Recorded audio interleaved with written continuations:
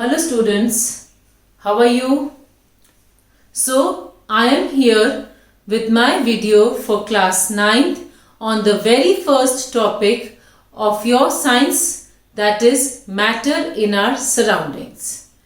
I will be leading you through the entire syllabus one by one, so stay tuned with me, and of course don't forget to subscribe to the channel so that you can get a notification of the new uploads as and when they are done.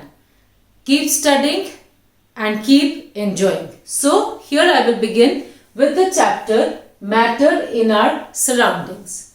First of all, what is the word matter? You have studied in your lower classes that matter is something which has mass and occupies space. Anything which has mass and occupies space is called matter. And now one more thing, that matter is made up of particles. So we are now coming to one more thing, that matter is made up of particles. Simple examples of matter. Anything which has mass, occupies space is made up of particles. For example, this pen in my hand is made up of particles. This board which you are seeing here is made up of particles. The phone or the laptop over which you are viewing this video is made up of particles. Your book, paper, pen, pencil, table, chair, everything is made up of particles.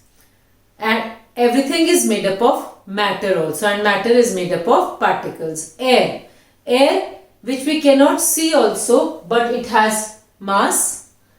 It occupies space, therefore it is also matter. How can we show that air occupies space? You take a balloon, you simply blow into the balloon, you see that the balloon become bigger in size. Why is it becoming bigger in size? Because air is going into it and air is occupying space. Therefore we say that air occupies space, has mass, and hence it is also matter. After understanding matter, now before this concept of matter, the Indian philosophers were of the belief that everything on the earth is made up of 5 things. And they said that 5 things to be Panch Tattva. That everything is made up from the Panch Tattva. Panch means 5 and Tattva means things. So those 5 things were air, water, fire, sky and earth. According to them, everything was made up of these 5 things. Scientists of the modern belief say that everything is made up of matter. Matter has 2 types of nature which we will be discussing now. One is the physical nature of matter, and according to the physical nature of matter, matter can be classified as solid, liquid and gas. And the other is the chemical nature of matter, according to which the matter is divided into elements, compounds and mixtures. This chemical nature of matter we will be studying in the subsequent chapters in this class itself, but in this particular chapter we have to study about the physical nature of matter. So we will begin that concept of the physical nature of matter, which I have already written for you. There are 2 points which we will be dealing with here. The first one, matter is made up of particles. There was a belief earlier that whether matter is continuous or it is particulate. So we see here there were 2 beliefs, either matter is continuous or it is particulate. Continuous means a running piece, and and particulate means made up of particles. So one were of the belief that matter is continuous, like this entire board is a continuous, a block of wood is continuous. According to them, matter was this. But the studies concluded that matter is not continuous, but it is particulate in nature, that is, it is made up of very small sized particles. First point we will take up, matter is made up of particles. For this, we will perform an activity to show that matter is made up of particles. I take a beaker and in this beaker we put water.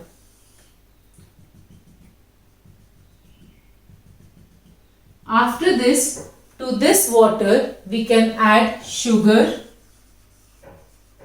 or salt. When we add sugar or salt to it, we see that these particles of sugar or salt will initially come and settle at the bottom. But if we leave this for some time, we will see slowly the sugar or the salt has dissolved in this entire water. Why is it so? Though we can speed up the dissolving by stirring the water, but if we do not even stir the water, then also we will see that the sugar has mixed in this water. It has gone through the entire water and got mixed with it thoroughly. Why is it so that it has mixed? The first thing is that these sugar crystals are made up of particles. The second thing is that these particles are in random continuous motion.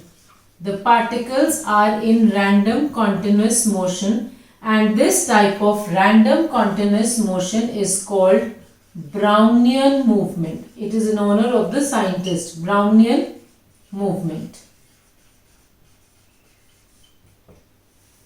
Okay.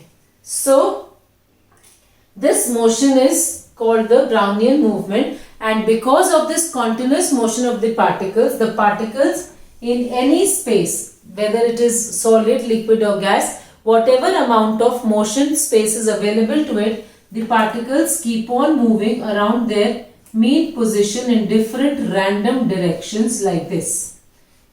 Okay, so because of this movement, the particles keep on moving here and there, and the particles of water are also in random motion, and because of the motion of these two particles, these sugar crystals and the particles of the sugar, because one crystal contains lots of particles, and these particles get mixed with it and we get a continuous solution of the sugar, which shows that matter is made up of particles. Whether it was water or sugar, the particles were in motion and they mix with each other. There is space between the particles, which shows that it is not continuous, and in between these spaces, these particles mix with each other. The mixing is complete. We get a solution which is similar throughout the length of the solution. For example, you must have had lemonade, shikanjvi, which your mother makes. What she adds to the water, she adds sugar to it and stirs it. When you drink it, does it taste different in different parts when you drink? Or it has the same consistency throughout? It is not that somewhere it is more sweet and somewhere it is less sweet. It has equal sweetness throughout because the matter is made up of particles and particles mix with each other in between the spaces provided to them. So this activity shows that matter is made up of particles. Particles are under continuous random motion and these particles diffuse from one point to the other to mix thoroughly. Is this clear? Now we will move on to the second aspect of the physical nature of matter, which says particles of matter are extremely small in size. So now we will move on to the next activity, which will show that particles of matter are very, very small in size. Okay. So we will now move on to the second activity for the second physical nature of matter, that is particles of matter are extremely small in size. Before I begin this activity, I will let you know one fact. You will imagine when I am saying very very small in size, what am I meaning? One drop of rainwater, one raindrop, can you imagine of how many particles it is made up? It is made up of 10 raised to the power 21 particles. Means 1 times. It is made up of so many particles, one small raindrop. So you can imagine the extremely small size of the particles. And here now I will be taking up an activity to show you the extremely small size of the particles. So let's take up the first activity, this activity for the topic of particles of matter are extremely small in size. Here now I will also take water and I am taking one chemical called potassium permanganate.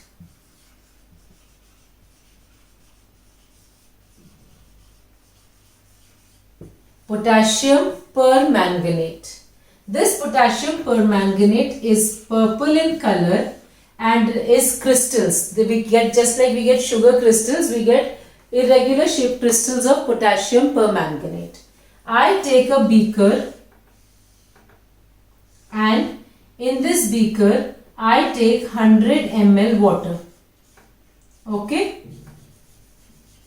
So here is my 100 ml water and to this 100 ml I add a few crystals of potassium permanganate, just 2, 3, 4 crystals of potassium permanganate. When I add those crystals to the water, because of the particle nature, these crystals will mix in this water just as we did sugar mixed with water. So these crystals will mix with water and will make the water appear purple in color. This is because of the thorough mixing of these crystals in the water. The crystals will dissolve, the particles will mix in the space with water and we will get a purple colored solution in the first beaker. Now I will take another beaker and to this beaker I will add 90 ml water. Here I am taking 90 ml water plus I will add 10 ml from the first beaker. Means this colored water I will take 10 ml from here and I am going to add it to this to make a total of 100 ml. When I will get this total of 100 ml, what will I observe? I will observe that this entire water also becomes purple in color, but the purple color is lighter as compared to the previous one because here I am having lesser particles than that were in the first beaker. But because these are particles, they mix with the water and the water gets evenly purple colored, but the color is lighter than the first beaker. This is my second beaker. I take a third beaker. In this also, I take 90 ml water and to this 90 ml water, I add 10 ml from the second beaker. From this beaker, I add 10 ml to this to make a total of 100 ml. What observation? I will observe this water also becomes purple in color. The color distributes evenly because of the particle nature, but because the particles are small in size, the particles will now spread throughout, but the color of this will be even lighter than that of the second beaker because I am taking lesser particles to the next beaker. So this is the third one. Similarly, we continue the same procedure for the fourth beaker as well as the fifth beaker. Again, I take 90 ml water plus 10 ml from the third beaker into the fourth beaker, and my observation will be that the color has faded all the more or the color is still lesser. In the fifth beaker also 90 ml water and 10 ml from the fourth beaker, and I get here again purple color, but the purple color is still more faded as compared to that. It means if we keep on diluting, we are getting the particles though the color is fading. Why the color is fading? Because I am introducing fewer particles. Why am I introducing fewer particles? So that I come to know that the crystals of potassium permanganate I am taking to the next part is still made up of smaller particles, and those particles diffuse throughout the liquid to give the color to the liquid. So this experiment goes on to prove that particles of matter are extremely small in size. This we can perform the activity at home also. Suppose potassium permanganate is not available to us, we can take Dettol. Dettol has a characteristic smell and the water will turn white when we add Dettol. So if we keep on diluting like this, we will observe that the smell of the Dettol is fading, but smell is there, proving that particles of matter are extremely small in size. I hope things are clear to you. So just stay with me for my new uploads. Keep studying. Be happy. Thank you.